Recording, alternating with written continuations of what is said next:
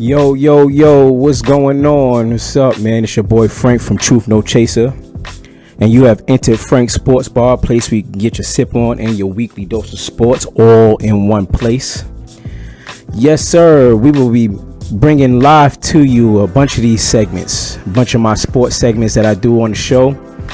We're going to be chopping them up into topics that I've gone over throughout the course of our show, but I can get a chance to expound on them. All right, get a chance to elaborate, use some big words, you know what I'm talking about.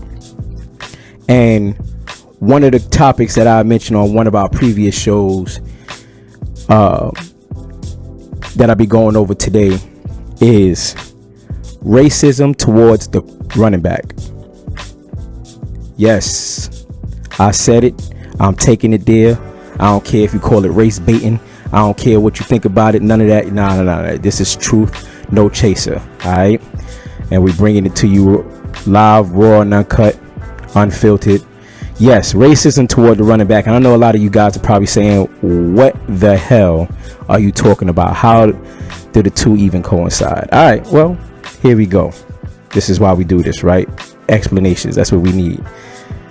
I've noticed over the years that whenever it's time to discuss payment of the running back position, whenever it's time to discuss the running back getting the bag, there's a bunch of questions asked unnecessarily. And usually the talent in question is the person that's balling out for the organization. The organization is literally thriving off the legs of this position. This has been happening for years.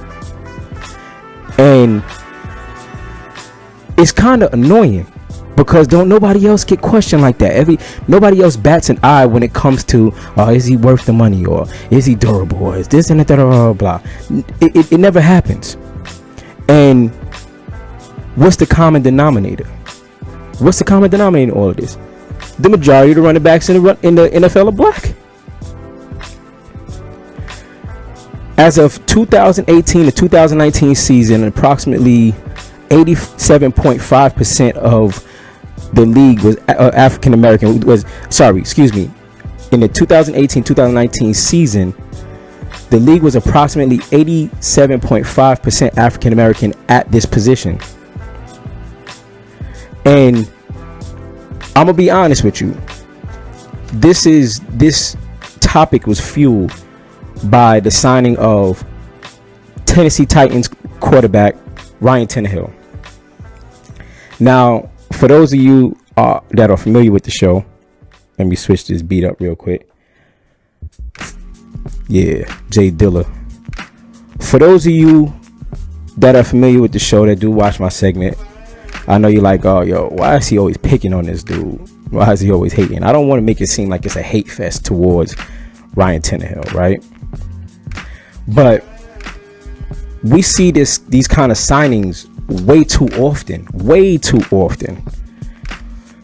We see where the quarterback is heavily credited and handsomely compensated for what is truly a team success, for what's supposed to be a team success. We all know that the quarterback gets the praise and stuff like that. That's nothing under the sun. That's whatever. But it doesn't make it right. You know, for those of you that don't know, I mean, and like I said, we see this signings quite often. Got so to garbage quarterbacks getting signed, getting the bag. I'm talking about the bag, and nobody even bats an eye. Kirk Cousins is one of them. Kirk Cousins, signed a guaranteed $84 million contract over 3 years. Got a 2-year extension after this year.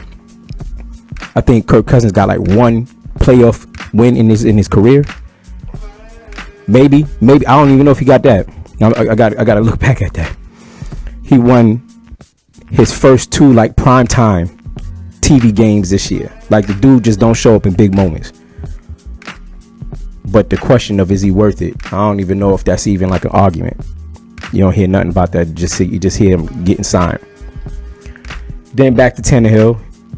For those of you who don't know, just recently signed a 4-year deal with the Tennessee Titans for $118 million, 62 guaranteed.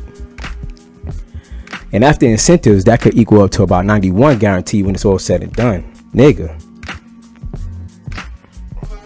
Ain't nobody batting an eye. Ain't nobody batting an eye. But see, in terms of productivity, I know what you guys need. You guys need the numbers. You guys need the numbers because that provides the proof for you. That's what you guys live off of. That's what you guys thrive off of. So here we go. Here go the numbers then. That's fine. I got that. It's part of research. Tannehill, he took over for Marcus Mariota's spot under center around week 6-7 in the regular season. And he took over from Marcus Mariota after Marcus Mariota led them to a 2-4 start. Mike Vrabel said, I'm tired of this shit. Get him up out of here. Pulled the plug on that project. And hence we have the rebirth for Ryan Tannehill here in Tennessee. Right? Switch this beat up again. So, yes, sir. So Ryan Tannehill, he starts for about 10 regular season games, right? And he attempted 245 passes while completing 188 of them, giving him about a 76.7% completion rate. That's not great. It's not bad. It's just saying he's better than Marcus Mariota. That's all that said. And it all resulted in 2,598 yards. That's within that 10-game span. But meanwhile, back at the ranch, while we talking about that success, that through that same 10-game span, running back Derrick Henry, he rushed for 1,124 yards on 190 carries. And he didn't play week 16 against the Saints. All right. He didn't play week 16 against the Saints. So that's one less game, giving him 55 less attempts, basically translating for those of you who are statistically illiterate, about 45% of the offense. That's 45% of the offense, people. Now, again, for those of you who are illiterate, that's like, I'll give you an example. If you go into your first college, class, and your professor says, hey, you just got to do half my work and then you can pass. The majority of us are looking like, hey, where do I sign up? Tell me where I sign up, please. Because I need that. And again, this is all based off of the words that you guys bring about when it's time to talk about the bag. You got worth, value. Worth and value. When a man does a job, you're paying for the job. That's just it. That's it. That's it. All of this extra questioning and stuff like that. And don't get me wrong. I understand. Let's be clear. I understand the importance of the position that is quarterback. But if we playing chess, the quarterback is king. Then the running back is definitely queen. By any means necessary, this guy puts his body on the line to get the job done, whether it's blocking for his quarterback or reading defenses and making it happen himself.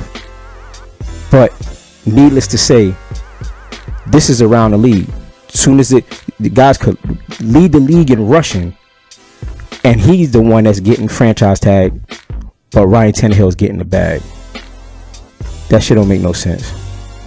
But listen, just to end this off, for those of you who disagree, you can come on the live. You can tell me what you think. Follow us at thetruthnochaser.com. You should subscribe to us on YouTube, The Truth No Chaser. You can go to our website, www.thetruthnochaser.com. You can check us out on Facebook. Leave a message underneath that too. Just tell me what you think. But for those that want to combat it, because I know that's going to happen, let me see you keep the same energy when Christian McCaffrey, and it's time for him to get his bag. Let's see if y'all singing the same tune. Let's see Christian McCaffrey, when it's time for him to get the bag, if y'all singing the same tune, I'll come back on here and I'll apologize. Until then, y'all let me know what's up. Again, hit us up. Let me know what you think. Leave it under the comments. But bar's closing. And until next time, I'm out. Peace.